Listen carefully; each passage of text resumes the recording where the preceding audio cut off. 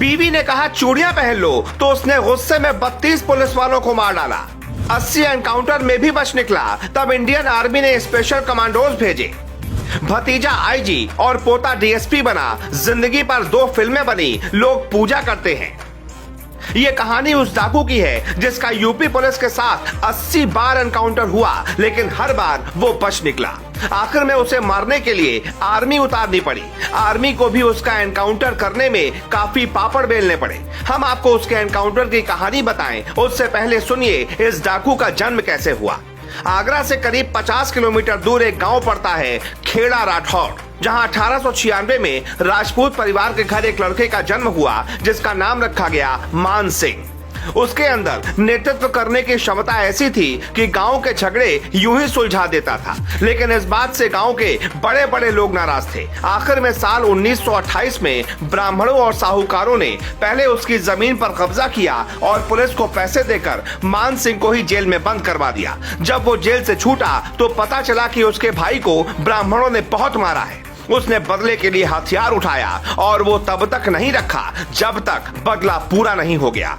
उसके बाद वो परिवार के साथ बीहड़ में निकल गया। इधर पुलिस उसके पीछे पड़ी थी, उधर बीहड़ में उसका दिल नहीं लग रहा था तो गांव पहुंच गया जहां पुलिस पहले से ही जाल बिछाए बैठी थी। पकड़कर उसे कोर्ट में पेश किया गया जहां 10 साल की जेल हुई। जब वो सजा काट कर लौटा तो पता चला कि उसके 2 फरार बेटों को पुलिस ने एनकाउंटर में मार गिराया है। वो अपनी बीवी से मिला तो वो फबक फबक कर रो पड़ी, लेकिन साथ में दिल में बदले की आग भी थी। तो तबाक से बोल उठी कि अगर बदला नहीं ले सकते तो चूड़ियां पहन लो। ये बात उस मान सिंह के दिल पर ऐसी लगी कि वो वापस बीहड़ में लौट गया। अब की बार उसने 20 लोगों को मिलाकर ऐसा खतरनाक गैंग बनाया कि वो पुलिस वालों पर भी सामने से वार करते थे। अंग्रेजों के राज में पुलिस का रवैया कितना खतरनाक था ये सब जानते हैं। उसके बावजूद डाकू मान सिंह ने उन 32 पुलिस वालों को ढूंढ निकाला जो उसके बेटे के एनकाउंटर में शामिल थे। उसने अपने सबसे बड़े पंडित दुश्मन को मार गिराया। अब उसका बदला पूरा हो चुका था, लेकिन तब तक उसके खिलाफ 300 से ज्यादा मुकदमे दर्ज हो चुके थे। उसकी खास बात तो ये थी कि वो महिलाओं की इज्जत करता था, अमीरों को लूटकर गरीबों में बांटता था और लोग उसे चंबल का राजा कहते थे। उधर बीहड़ में वो दिनों दिन खूंखार बनता जा रहा था और इधर देश आजादी के मुहाने पर खड़ा था।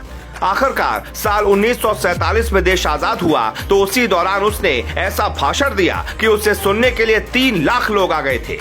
मतलब मान सिंह एक डाकू ही नहीं था बल्कि एक शानदार वक्ता भी था। लेकिन तब तक कई राज्यों की पुलिस इससे तंग आ चुकी थी और आखिर में आर्मी को यह जिम्मेदारी दी गई कि इसे किसी भी तरह मार गिराया जाए।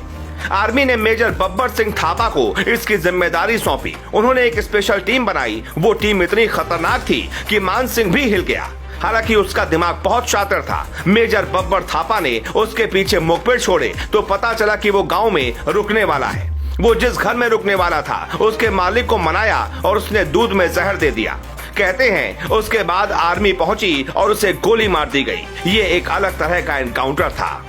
इसीलिए डाकू मान सिंह की आज लोग उसके गांव में पूजा करते हैं। सबसे पहले साल 1974 में एक फिल्म बनी थी डाकू मान सिंह। उसके बाद 2019 में फिल्म बनी सोन चिरैया, जिसमें मनोज वाजपेयी ने मान सिंह का ही किरदार निभाया था। मान सिंह के बेटे तहसीलदार सिंह ने मुलायम सिंह के खिलाफ चुनाव लड़ा लेकिन हार गए। तहसीलदार सिंह के बेटे शेर सिंह मध्य प्रदेश पुलिस में डीएसपी पद पर रिटायर हुए, जबकि मान सिंह के भाई रणवीर सिंह आईजी पद से रिटायर होने के बाद लखनऊ में रहते हैं। शायद मान सिंह ऐसे पहले डाकू हैं जिसके परिवार वाले इतनी अच्छी रैंक से रिटायर हुए हों, वरना डाकुओं का परिवार तो बीहड़ में ही खो जाता है। Bureau report.